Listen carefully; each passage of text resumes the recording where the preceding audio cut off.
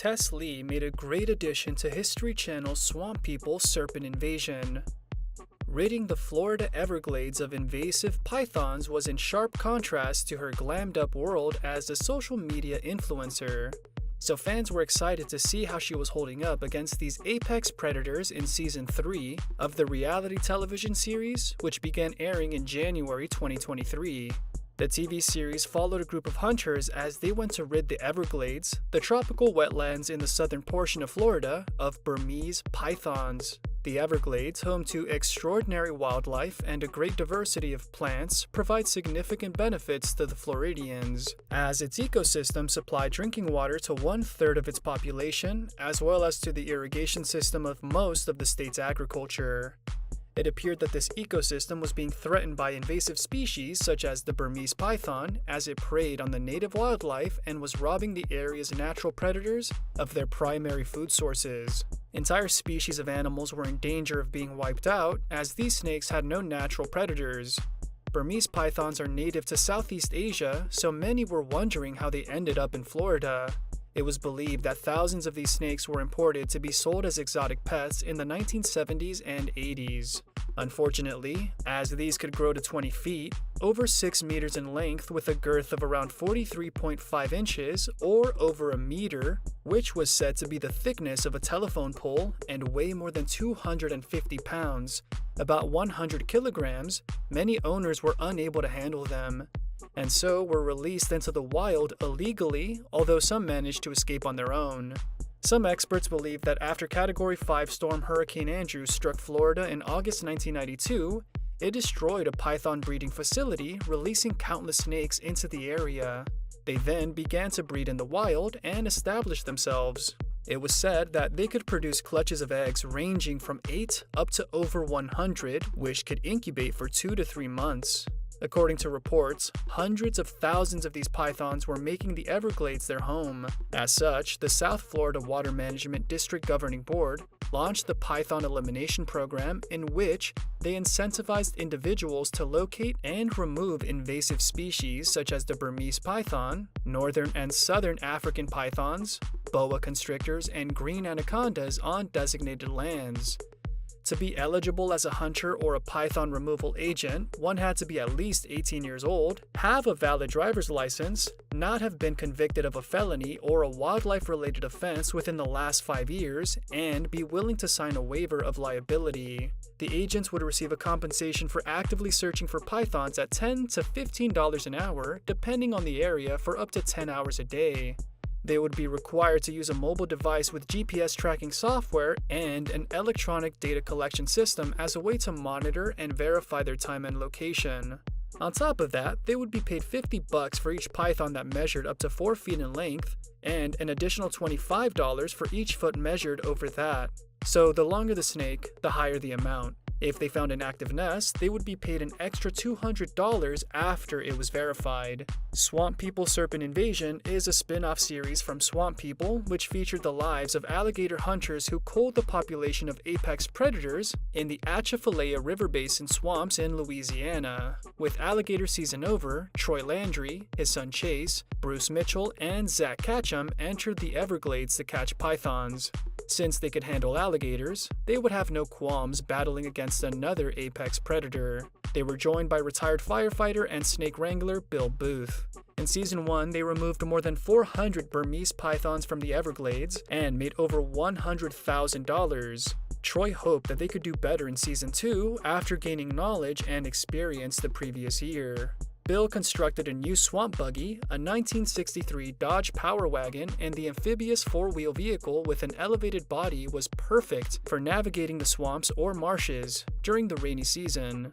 They were split into 2 teams, with Florida native Bill, Troy, and Chase in one team and Zach and Bruce in the other one, which was a safer way for them to cover more ground and so, hopefully, catch more snakes. More hunters came to help, and they were split into 4 groups, with the goal of catching as many as they could. Alligator hunter Pickle Wheat teamed up with Troy Landry, and it seemed that they picked up where they left off in Swamp People. A remote camp deep in the Everglades served as his base of operation. Pickle had been around snakes growing up, but she'd never handled or caught one before. For their first catch, Troy was bitten as he was watching out for Pickle and took his eyes off the snake for 1 second. Snake hunter Dusty Crumb, nicknamed the Wild Man, was used to hunting solo. He lived in the middle of the Everglades, and his idea of breakfast was an iguana or other invasive species around his home. His skill and experience in hunting were showcased when he chanced upon 2 pythons mating at night, and with his dog providing a distraction, he grabbed the pythons right at the same time and bagged them.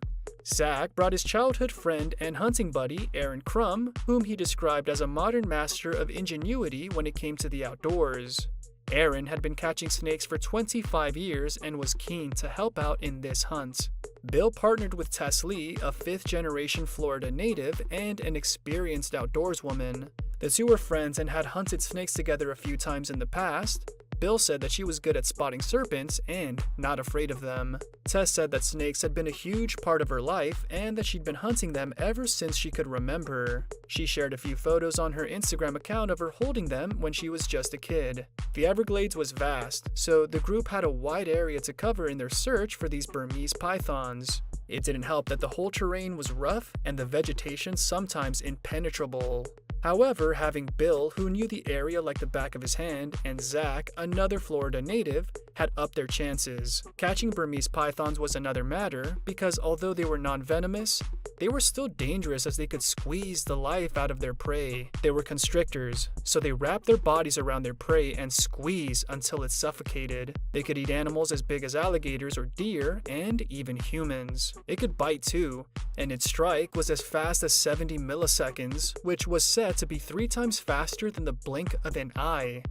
Its bite was vicious, with multiple rows of teeth that were curved and extremely sharp, and if the puncture was deep enough, it could cause internal damage.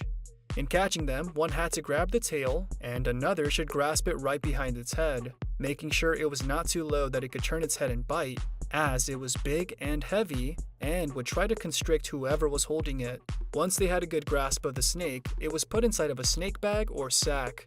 The danger to the removal agents wasn't limited to these pythons, as they also had to watch out for other wildlife in the area, including cottonmouth or water moccasin, which was extremely venomous, able to prevent blood from clotting, so it could cause internal bleeding and death. In one episode, before they went hunting for these serpents in the dark, Bruce suggested eating one that they caught earlier. Bill skinned it while Bruce cooked it.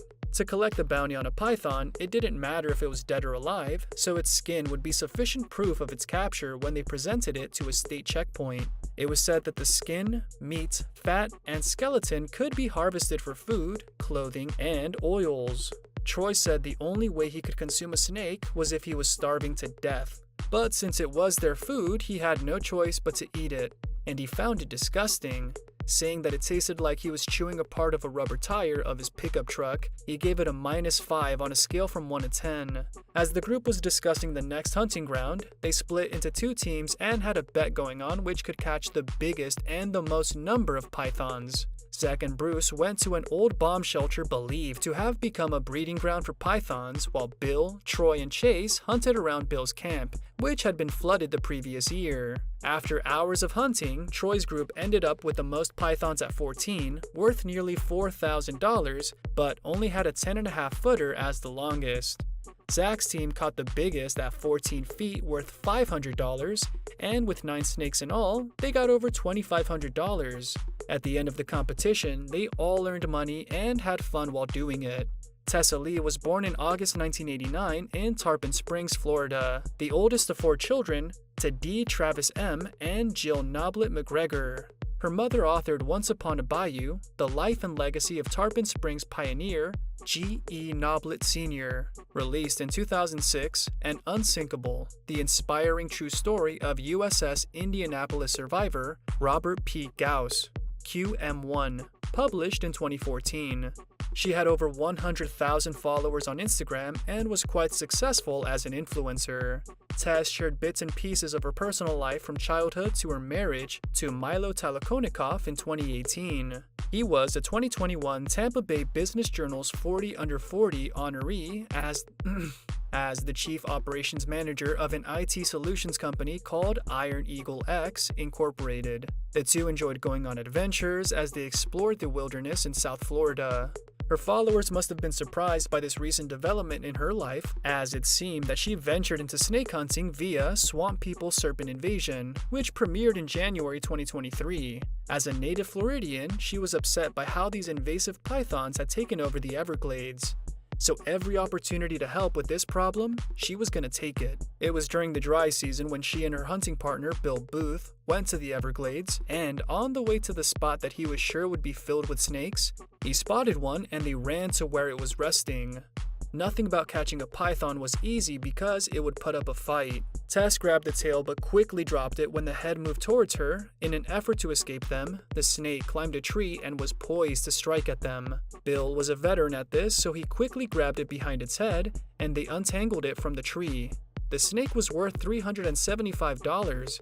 Not bad for their first catch. However, the uncharacteristic behavior of the big snake climbing a tree meant they had to look not just at ground level, but also up in the trees, as they could strike from anywhere. Tess was pretty competitive and liked to be good at what she was doing. So when the one she spotted managed to escape by burrowing into a hole in the ground, she was annoyed with herself for not being quick enough to react. Bill felt that they had to learn to work together as a team, to know what each one was thinking and so read one's movement to be effective. Having caught only one snake, they believed they would have a better chance come nighttime. She was aware of how dangerous it was, but was focused on what she had to do. They bagged 4 big ones, but Tess was yet to catch one. She was always grabbing it by the tail, going nowhere near the head. She admitted to being a little bit cocky about not getting bit during the hunt so far, which was her rationale behind why she ended up being bitten on several of her fingers before she grabbed one behind its head and caught her first snake. Their total catch for the first 24 hours of hunting was worth $1,500. Tess and Bill went to a building facility that operated back in the Cold War days, which some of his friends had mentioned to him. The rumor was that the government was conducting secret experiments on animals for research purposes, which the feds denied. It had since been abandoned and was lying in ruins, so Bill thought that they should check it out, hoping to find pythons in there. As they were inspecting what was left of a cage, they saw a snake nearby. Tess was a little freaked out as the feisty snake seemed to hone in on her, repeatedly striking to reach her. Fortunately, she got a hold of it before it could bite her. The area was getting creepier by the hour because of the stories she heard of what went on in the secret laboratory. It didn't stop her from doing her job. By nighttime, the pair had caught 9 pythons, the last a 9-footer worth $275. Tess took Bill to a hunting ground where she'd found signs of snakes when she last went there with her husband. It was one of the islands bordering the Everglades that remained uninhabited, so there was a good chance that pythons thrived there. Bill had some doubts as he saw the white sandy beach and said that all that was missing were fancy drinks. As they went deeper into the forest, the vegetation grew thicker, and within minutes, they caught their first one, an 8-footer. Bill couldn't believe that they found one in such an unusual place. However, after a couple of hours with no other snakes in sight, they stopped the hunt to rest and eat. Tess, who bought her diving gear, went spearfishing. She caught a big fish, and they cooked and ate it on the boat. After that, they resumed their hunt and caught an aggressive 12-footer worth $375. Before the night was through, they ran out of snake bags as they caught a couple more worth $700. Tess had proven herself to be a great hunting partner as she was quick in spotting pythons and catching them. Fans couldn't wait to see more of her in upcoming episodes. Thank you for spending some time with us. Make sure to like and subscribe so you never miss another video. We also handpicked these videos which we recommend you watch next. You can talk to us on all social medias or ask a question in the comments below. Thank you for being with us, and we'll see you back tomorrow.